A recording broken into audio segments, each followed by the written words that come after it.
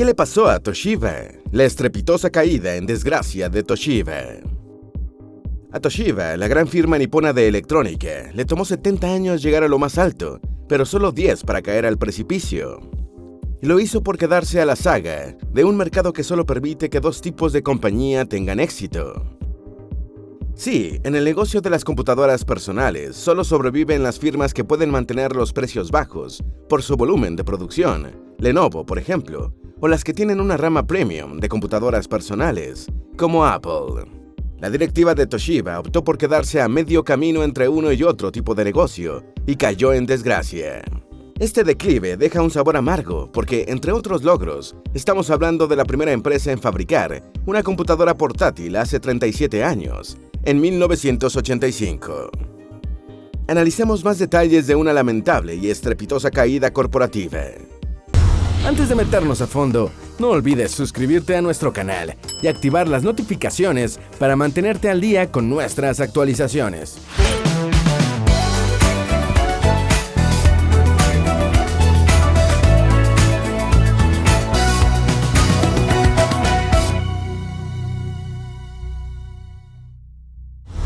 Desde el año 2017, la prensa especializada habla de Toshiba como de un enfermo grave que está en terapia intensiva.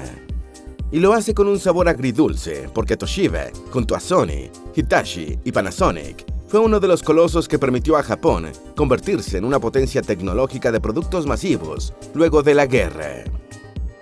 Entre finales de los 70 y los 90, los nipones se dieron a conocer por fabricar calidad, y Toshiba era uno de esos estandartes, tanto como Toyota. Pero en economía, ninguna historia de éxito tiene el futuro asegurado, y menos si se trata de este mercado. Tal vez otro factor que explica su fracaso se refiera a la cultura corporativa japonesa. Antes de la Segunda Guerra Mundial, Toshiba pertenecía a lo que se denomina Mitsu Group, Zaibatsu, o monopolios familiares verticalmente controlados. Algo de esa rigidez quedó atrás cuando Toshiba se unió a un Mitsui Heretsu, un conglomerado industrial informal que mezcla relaciones, acciones y negocios al tiempo que replica las redes sociales financieras.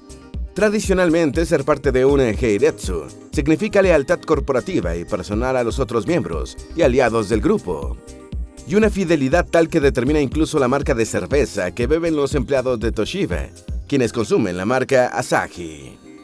Así que parece que la época de los samuráis no ha terminado del todo en el mundo empresarial japonés, porque estos señores guerreros también exigían lealtad absoluta de sus vasallos, casi igual que un CEO de Toshiba hoy.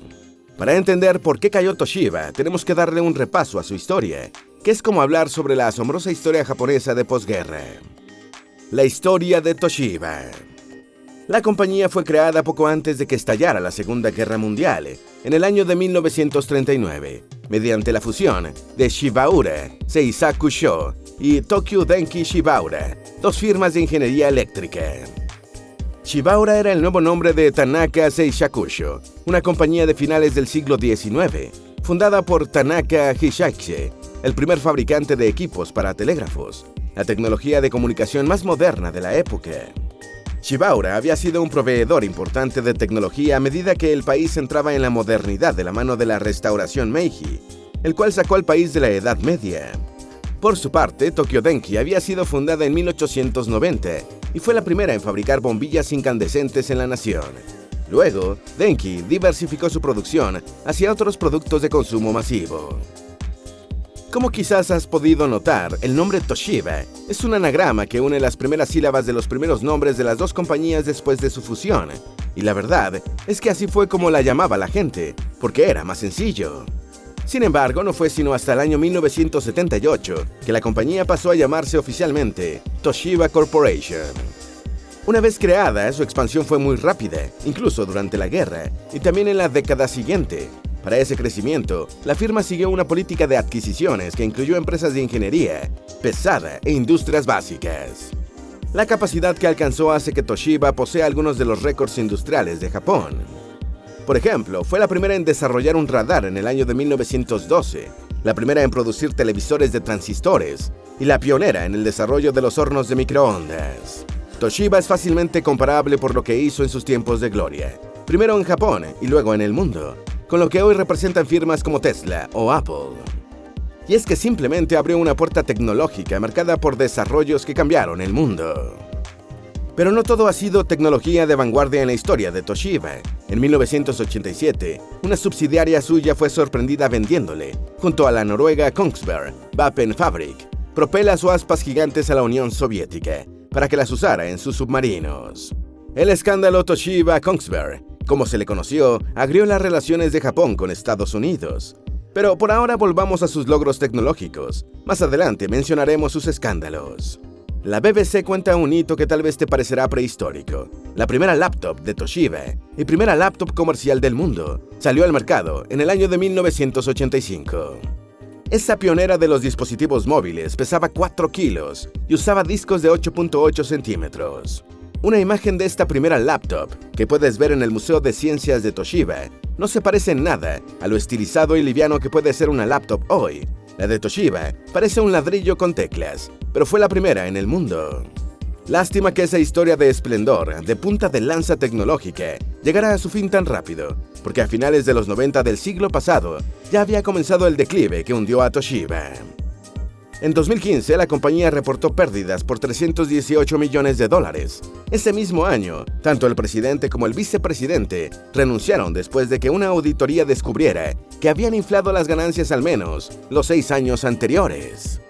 Luego, en el año 2019, Toshiba falló en encontrar un comprador para su negocio medular, NewGen, en el Reino Unido, lo que la acercaría un poco más al abismo. Para huir de él, la compañía anunció en 2020 que se enfocaría en tecnologías disruptivas como criptografía quantum, células de hidrógeno de alta capacidad y un algoritmo que imita la computación cuántica, entre otras. Pero, pese a este intento de actualización, lo que parece el golpe de gracia llegaría ese mismo 2020, y más adelante veremos de qué se trata. El efecto de este fue la decisión de la compañía de escisión corporativa, separándose en 3 firmas distintas, anuncio dado en noviembre del año 2021.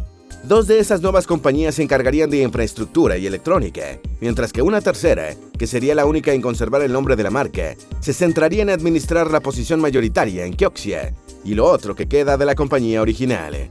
Este plan de reorganización debería completarse en el año 2024. El escándalo de contabilidad en 2015. El mundo financiero y empresarial japonés desmiente una y otra vez esa imagen de eficiencia y sobriedad samurái que la cultura pop de Occidente suele atribuirle al país. Y es que los escándalos corporativos japoneses se parecen más bien a operaciones de la Yakuza, y para convencernos de eso, basta con que le echemos un vistazo al escándalo de contabilidad de Toshiba en el año de 2015.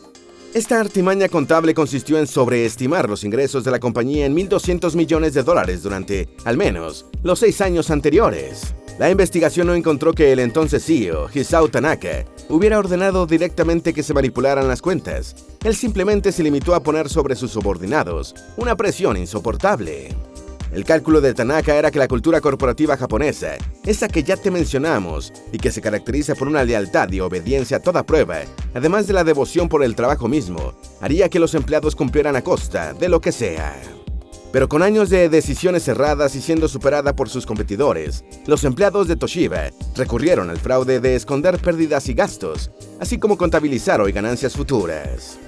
Estas prácticas de contabilidad creativa afectaron varias unidades de negocio producto de una malsana técnica gerencial conocida como retos, en la que se establecían metas de ganancias a los directores de las diferentes unidades, con la advertencia de que fallar no era una opción. Para empeorar la dificultad de alcanzar esas metas en un negocio estancado y mal conducido, muchas de ellas se fijaban cuando estaba por terminar el trimestre, así que no había tiempo para lograrlo. Pronto en las unidades de negocio se dieron cuenta de que la única manera de complacer a los jefes de arriba era cometiendo fraude. La investigación también encontró que los deficientes controles internos facilitaron la maña o manipulación de las ganancias. Las conclusiones de la investigación parecen ingenuas por lo obvias: cambiar la cultura corporativa, mejorar el control interno y eliminar el sistema de retos orientado a las ganancias. La verdad es que con el declive de la compañía anunciado desde aproximadamente 1997, este fraude contable fue algo tonto. Muchos analistas no mordieron lo de las ganancias que reportaba la empresa y empezaron a preguntar y a cuestionar cada vez más. Así, no duró mucho el intento fraudulento de hacer ver a la compañía mejor de lo que estaba. Menos mal que el Japón del shogunato terminó. Así, Hisao Tanaka solo tuvo que renunciar y no responsabilizarse por este escándalo. Tampoco se le hizo responsable de las pérdidas que casi llevaron a la firma a la bancarrota. Las pérdidas de 2017. A finales del 2016, la dirección de Toshiba convocó urgentemente a la prensa para informar que había encontrado pérdidas en una subsidiaria de Westinghouse, con la que construía las plantas nucleares de generación de electricidad Vogtle, en Georgia y Carolina del Sur, en Estados Unidos. Las pérdidas se conocieron en febrero de 2017 y ascendieron nada menos que a $3.400 millones, al mismo tiempo que la empresa retrasaba la publicación de sus estados financieros y renunciaba el CEO, Shigenori Shiga. Ese hueco en los libros hizo que quebrara su sociedad con Westinghouse y acercó a la propia Toshiba a la bancarrota, lo que evitó gracias a haber convertido su unidad de microchips de memoria en un negocio independiente. Y otra cosa que evitó la bancarrota fue el haber vendido otras subsidiarias muy rentables. Luego de que se asentara un poco el terremoto financiero, se determinó que las colosales pérdidas se debieron a retrasos en la construcción, el cambio de regulaciones y el alza de los costos. Aunque la verdad es que el terremoto nunca pasó, porque en abril, Toshiba publicó sus estados financieros sin la firma de ninguna auditora. De hecho, la afamada auditora PricewaterhouseCoopers se negó expresamente a hacerlo. Veamos qué otras cosas, más allá de su credibilidad, perdió Toshiba. La división de chips de memoria que te mencionamos debió ser vendida por $18.000 millones a un conglomerado liderado por Bain Capital, una firma de inversión que recibió capital de Apple, Dell y Kingston, entre otros. Considerando la demanda actual de chips de todo tipo y cómo han escalado sus precios esa venta de Toshiba, fue como si se hubiese practicado a sí misma, lo que en Japón se conoce como el harakiri. Pero cuando vemos el financiamiento de Bain Capital, queda claro que los competidores directos de Toshiba fueron los más beneficiados. La nueva compañía de microchips se llamó inicialmente Toshiba Memory Corporation, para después llamarse solo Kioxia. Luego, para tratar de salir del agujero negro, también decidieron vender su división de televisores, Toshiba Visual Solutions, por apenas $113.6 millones a la multinacional china Hisense. La onda expansiva llegaría hasta abril del año 2018, al vender el holding de Westinghouse por $4.600 millones.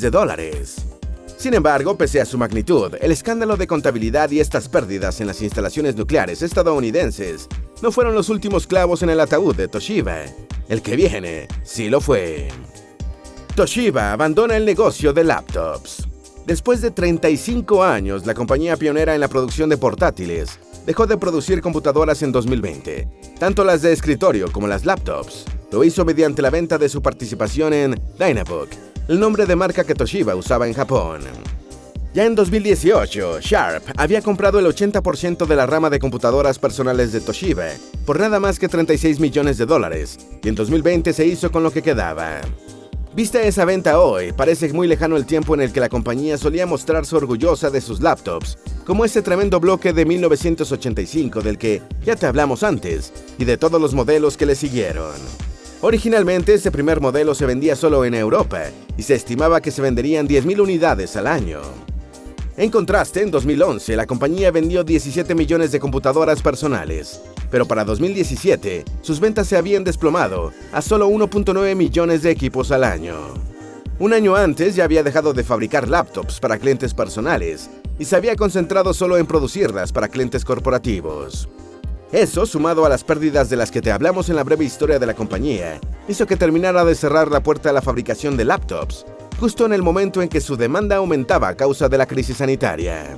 Pese a ese repunte, el negocio de computadoras personales estaba y sigue siendo muy competido, con márgenes que se estrechan cada vez más. Lo cruel es que la subida en la demanda de laptops pudo darle un respiro a Toshiba para reorganizar su división de computadoras personales y relanzarla, pero el peso de la mala gerencia por décadas anuló esa posibilidad. Los Gaijin echan al presidente de Toshiba. Cuando los accionistas echaron en enero a Osamu Nagayama, su presidente no ejecutivo, quedó en evidencia la influencia de los inversionistas extranjeros en la bolsa de Tokio.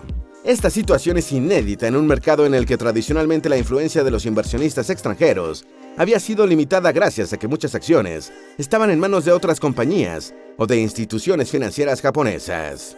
Pero esto ha cambiado en los últimos 5 años y se suma a los factores que explican la caída de Toshiba. Parte de ese cambio tiene que ver con que los extranjeros se han hecho con grandes posiciones dentro de las empresas japonesas, al mismo tiempo que la cultura corporativa del país cambia para tomar en cuenta las peticiones de los accionistas. La despedida de Nakayama se produjo luego de que se supiera que la dirección de la empresa, junto a reguladores, bloqueaba las propuestas de los accionistas, denominados activists en inglés. Recordemos que un activist es un inversionista que usa su participación para presionar a la dirección de una empresa, algo así como lo que hace el temido y belicoso Carl Icahn cuando logra echarle mano a una corporación. El poder de estos activists dentro de Toshiba, además, tiene que ver con nuevas regulaciones de la bolsa de Tokio, que está por crear un mercado premium que incluirá solo a grandes empresas. Según The Wall Street Journal, uno de los requisitos para formar parte de este selecto club es diluir la participación accionaria que se concentra en los Keiretsu. Así, los activists tienen más oportunidad de ganar peso. Con una voz más fuerte, los accionistas hacen más difícil la toma de decisiones cerradas o poco transparentes, como las que han dado lugar a los fraudes en la historia de Toshiba. Quizás en el nuevo poder de los accionistas, más las tecnologías disruptivas en las que intervienen, exista una posibilidad de resurrección para Toshiba. ¿Podrías nombrar a un gigante industrial que, sin adaptarse, haya sobrevivido a los cambios económicos? Seguro que no. En cambio, seguramente sí podrías nombrar casos opuestos, de firmas que luego de dominar el mercado con un producto que parecía insuperable, cayeron en el olvido. Ahí están Nokia y Kodak, por solo nombrar un par de ejemplos. Todavía no sabemos si hay que agregar a esta lista a Toshiba, porque hay una esperanza en la nueva cultura corporativa y en las regulaciones japonesas que están permitiendo que los accionistas se impongan a los directorios y reorienten las decisiones erradas. Ojalá no sea demasiado tarde para alguna de las compañías en las que se dividirá Toshiba. Sería muy grato verlos de nuevo, haciendo lanzamientos de grandes nuevas revoluciones tecnológicas. Si buscas más información de cómo empezar a emprender, te apasionan los negocios y las estrategias digitales, si sientes que esto es para ti, pero no sabes qué es lo primero que debes hacer, porque sabemos lo importante que es para ti, tenemos una clase totalmente gratuita de cómo empezar a emprender. La clase gratuita está disponible en creatransforma.com/clase. El enlace está en el primer comentario o en las tarjetas al final de este video. ¿Tienes alguna duda o sugerencia? Haz tu aporte escribiendo en los comentarios y así entre todos nos ayudamos. Esperamos que este video te haya sido útil. Si tienes algo que agregar, por favor, compártelo con nosotros en la sección de comentarios. Dale me gusta a este video y envíale el enlace a tus familiares y a tus mejores amigos para que también conozcan la historia y causas de la estrepitosa caída en desgracia de Toshiba. Si eres nuevo en nuestro canal, no olvides suscribirte. Recuerda, la vida siempre es mejor creando y dando valor al mundo.